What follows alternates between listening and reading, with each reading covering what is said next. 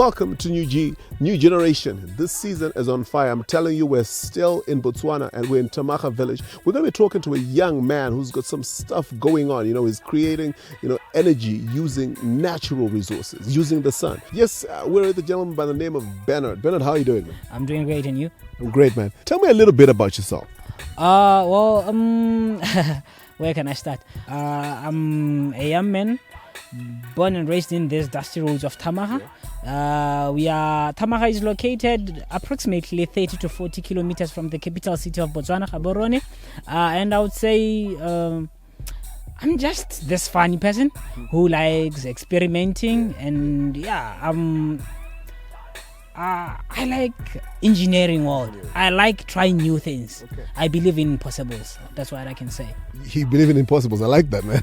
Okay, so we've got someone here who believes in impossible, and he can make them possible, right? Right, that's right. All right, so earlier on, you were telling me about how your history as an electrician starts from birth. Tell me more about that.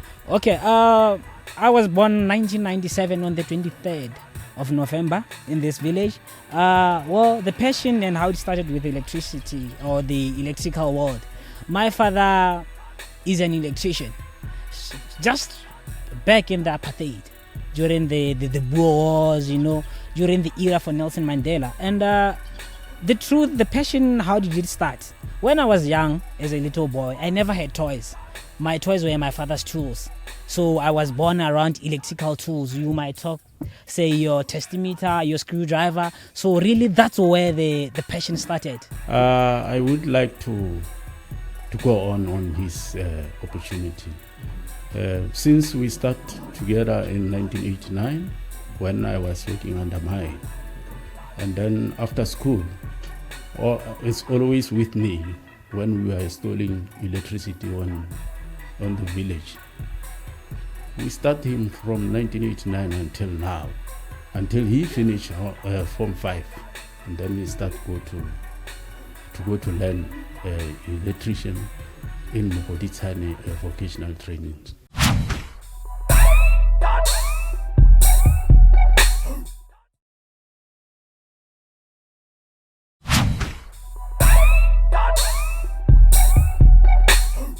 I have on the show today an electrician by birth. But how much do you love your job? And I mean, you were also telling me about the inventions that you're kind of coming up with, innovations, because of the problems that you see in your community. Yeah, I really love the electrical job because being in electrical, first of all, I would say this country, Botswana, we really have a huge shortage of electricity. Yeah. And where they say where there's a problem, there's an opportunity. So that was my time and the point for me to pitch in, right? So I'm currently holding an advanced technical certificate in electrical engineering. So then I came back home.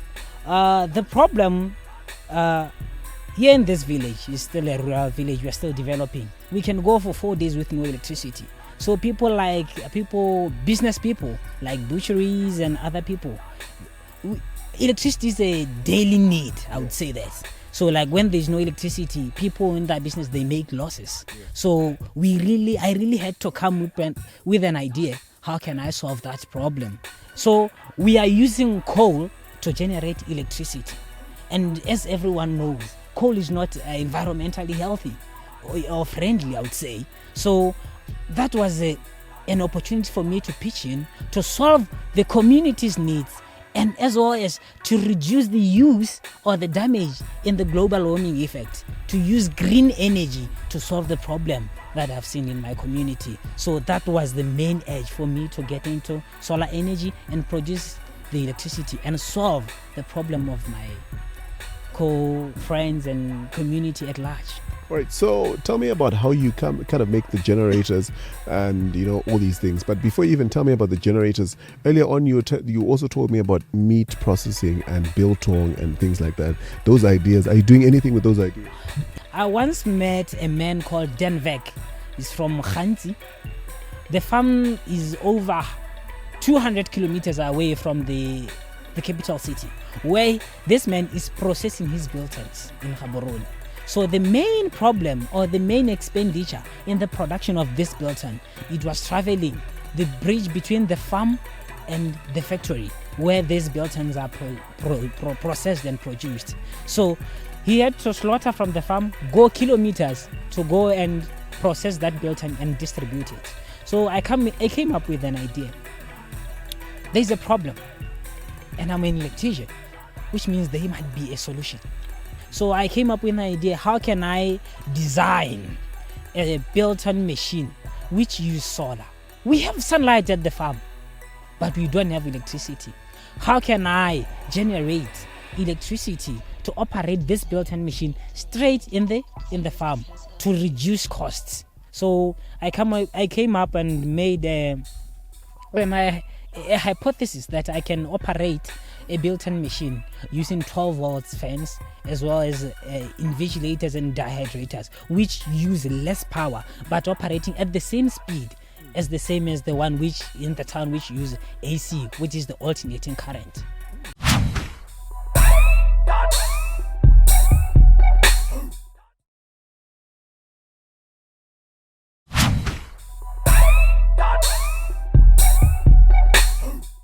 Right, Ben, tell us about the products that you're manufacturing and how you're doing it, the generators and all these things that you're doing.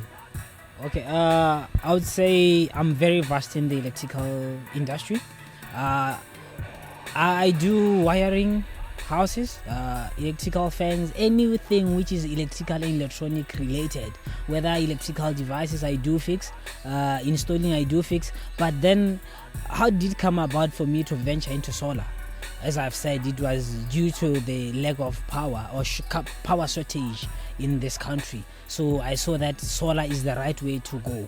Backups, I do manufacture solar backups, solar generators, solar machines, as I said before about the built-in machine which use solar.